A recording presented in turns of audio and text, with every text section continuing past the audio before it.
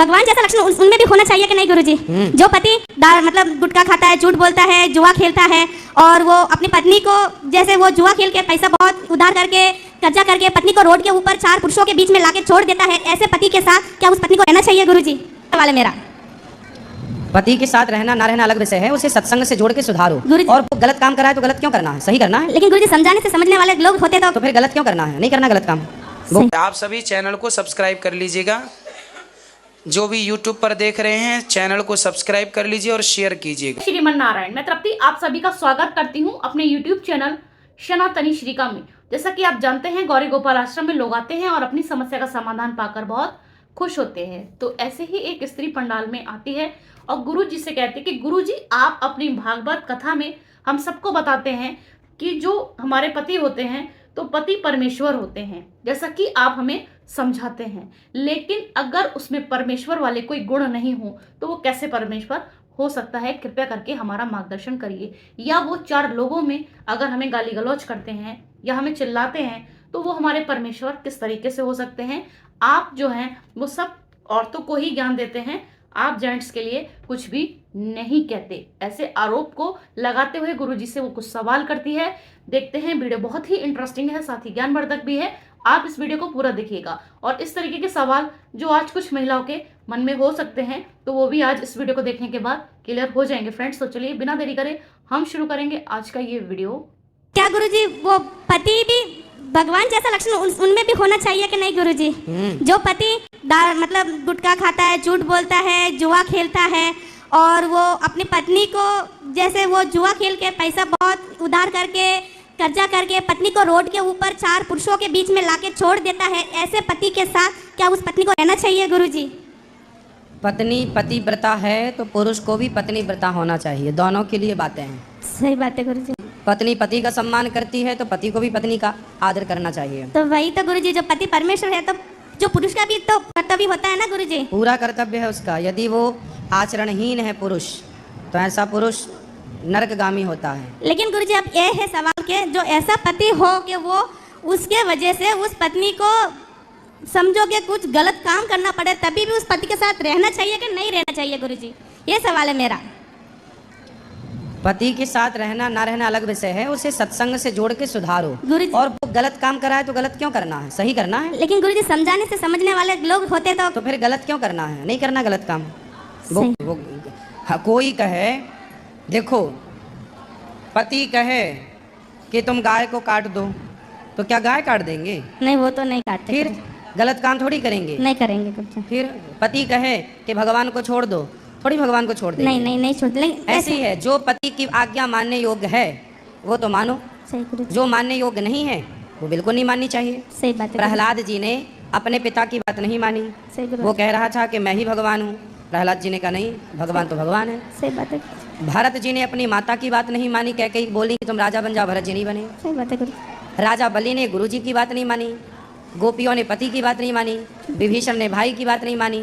तो जो बातें मानने योग्य हैं वही तो मानी जाएंगी, जो बातें नहीं मानने योग्य हैं वो नहीं मानी जाएंगी। चाहे बाप हो, माँ हो, कोई हो, पति हो, पति, किसी की बात क्यों मानी? जो मानने योग्य है ही नहीं। सही बात है गुरु जी, वो क्यों मानेंगे? सही बात है। और गुरु जी एक छोटा प्रश्न, जो आपसे जो दीक्षा ली है तब से जो 11 माला का नियम है गुरुजी वो हम घर पे करते, लेकिन जब बाहर जाते तो नहीं होता गुरुजी, तो कोई दोष नहीं लगेगा? मन से अंदर चलता रहे श्रीमन नारायण श्रीमन, तो कभी दोष तो नहीं होगा ना गुरुजी? कोई दोष नहीं, अंदर चलता रहे। ये तो प्रेम है, भगवान से डरो मत कीजिए कोई दोष होगा, कोई पाप, कोई भगवान हमारे हैं, परिवार के एक सदस्य हैं, ऐसा मानो भगवान को। गुरुजी एक और प्रश्न गुरुजी, जो हम लहसुन प्याज घर में नहीं खाते, भगवान को भोग नहीं खिलाते, लेकिन गुरुजी अभी मंदिरों में जो प्रसाद बांटते हैं ना गुरुजी, तो वह गुरुजी गलत मत समझो, लेकिन ब्राह्मण ही उनके घर में लहसुन प्याज का भोजन बना के भगवान को भोग लगाते हैं गुरुजी। ऐसा कुछ लोग लगाते हैं। हम महाराष्ट्र में है ना, तो वहाँ के जो मंदिर में जो ज्यादातर जो प्रसादी बांटते हैं, अब राम जी के मंदिर तो हम जाते हैं, कृष्ण जी के मंदिर में तब हम जहाँ रहते हैं वहाँ जाते तो जाना होता है गुरुजी, तो वहाँ प्रसाद हम देते तो वो प्रसाद हम लेते गुरुजी, उसमें हमारा कोई दोष तो नहीं लगेगा? दोष नहीं है, कुछ लोग खाते होंगे, बिल्कुल खाते होंगे, लेकिन उसमें लहसुन प्याज होता है गुरुजी। कुछ लोग खाते होंगे, लगाते होंगे, भगवान जाने। तो हम वो प्रसाद खाए तो गलत? प्रसाद है भगवान जी का, तो खा सकते हैं गुरुजी। ऐसे प्रसाद को माथे से लगा लेना चाहिए, प्रसाद का सम्मान हो, प्रणाम करना चाहिए। और प्रसाद है खा सकते हैं, परंतु हमें इस बात का ध्यान रखना चाहिए कि जो खाने योग्य है, चलो लहसुन प्याज तक तो सब ठीक है, नहीं खाते हम लोग, पर कुछ लोग खाते हैं। वो सबकी अपनी अपनी पर्सनल विचारधारा है कि आप खाना पसंद करते हैं या नहीं खाना। ये कोई पाप पुण्य की श्रेणी में नहीं आता लहसुन प्याज। सही गुरुजी। तामसी है इसलिए नहीं खाते। कोई खाता है तो कोई पाप नहीं है, वो भगवान जी को भोग नहीं लगता, तामसी है इसलिए, बाकी कोई पाप नहीं है। ठीक है गुरुजी। ठीक है। पाप मांसाहार है, कुछ लोग मांस खाते हैं और वो यदि वो भगवान को मांस का भोग लगा रहे हैं तो वो पाप है, वो गलत है। ठीक है गुरुजी। गुरुजी एक और छोटा सवाल गुरुजी, आप एक बार हैदराबाद कथा करने को गए थे ना, तो मैं आंध्रा में बड़ी हुई हूँ, मतलब मैं वहाँ मेरा पैदा हुई, मैं वहाँ बड़ी हुई हूँ। तो गुरुजी मुझे वहाँ के लोग बहुत अच्छे हैं गुरुजी। वहाँ के लोग वेंकटेश्वर मतलब तिरुपति बालाजी को बहुत मानते हैं गुरुजी। लेकिन उधर क्या है गुरुजी, एक तो फिल्म बहुत देखते हैं लोग उधर के, इतना फिल्म देखते को नई फिल्म आ गई तो जो पंडाल में कैसा भीड़ होते हैं ना, उधर वैसा भीड़ होते हैं। और उधर के लोग थोड़ा दिल के ऐसे हैं कि वो हीरो के लिए मर भी जाएंगे, ऐसे लोग हैं। वो पागलपन बोले क्या बोले पता नहीं गुरुजी। तो वो लोग हैं ना नॉनवेज बहुत खाते हैं गुरुजी। आपको कभी भी कहीं आंध्र प्रदेश में कथा करने का मौका मिला तो आप जरूर जाइए गुरुजी। उधर के लोगों को बहुत सुधारना है गुरुजी। जरूर। वहाँ नॉनवेज बहुत खाते हैं और दारू भी बहुत पीते गुरुजी। ठीक है। गुरुजी हमको बस आशीर्वाद दो गुरुजी, हम जल्दी से फिर से आए जल्दी और आए। आपके सेवा में सम्मिलित हो जाए गुरु। राधे राधे गुरुजी, आपके श्री चरणों में मेरा कोटि कोटि नमन। मैं ना 8 जने हूँ, गुरु मंत्र लेना है, पर मैंने यही पूछना है आपसे, जब मैंने गुरु मंत्र लेंगे तो माला करना जरूरी है? करना चाहो तो कर लो। क्योंकि मैं ड्यूटी करती हूँ ना गुरुजी, सुबह जाती हूँ तो रात को 8 बजे आती हूँ घर पे। तो आने जाने में जो ड्यूटी में आने जाने में जो समय लगता है उसी में भगवान का नाम मानसिक रूप से जप लो। माला से। मैं तो नाम लेती हूँ, वहाँ पर स्पीकर भी रखी हूँ, आपका कथा लगा के सुनती रहती हूँ, अपना काम करती रहती हूँ मगन में। ठीक है। जो बात है, थोड़ा सा यूट्यूब पर ना आवाज़ ज़्यादा रखिए गुरुजी, हम लोग को वहाँ स्पीकर पर भी सुनाई नहीं देता है। अच्छा, हाँ जी, इसी मैं आपको कहना था। क्यों यूट्यूब वाले आवाज़ नहीं आती? गुरुजी जो आप कहते हैं शौच करने के बाद नहाना चाहिए, तो हम जहाँ पे रहते हैं पंजाब में, वहाँ पे जैसे दिसंबर जनवरी फरवरी 3 महीना बहुत ठंड होती है, हाथ पैर सूज जाती है, तो ड्यूटी करके आती हूँ 8-9 बजे रात को, तो कैसे नहाऊँ, कैसे भगवान को पूजा अर्ध करूं? स्नान। अर्ध स्नान 10 दिन में एक बार भी नहीं नहाती हूँ? सुबह के तो नहा के किचन में जाती हूँ। हाँ, शाम को ना। हाँ जी। यदि शौच करने गए हैं तो अर्ध स्नान कर लो, नहीं गए तो हाथ पाँव धुल लो। हाँ, तो हाथ पाँव तो धुल लेती हूँ। ठीक है। ये जो आप कहते हैं महिला के लिए जो 7 दिन नियम करना चाहिए महीने का, तो जैसे उम्र के हिसाब से तो होता है ना गुरुजी, जैसे हम जो 90 उम्र की महिला हैं उनको 7 दिन होता है, जो थोड़ा सा उम्र हो गया उनको 3-4 दिन में शुद्ध हो जाते हैं, तो पूजा नहीं करनी चाहिए भगवान को?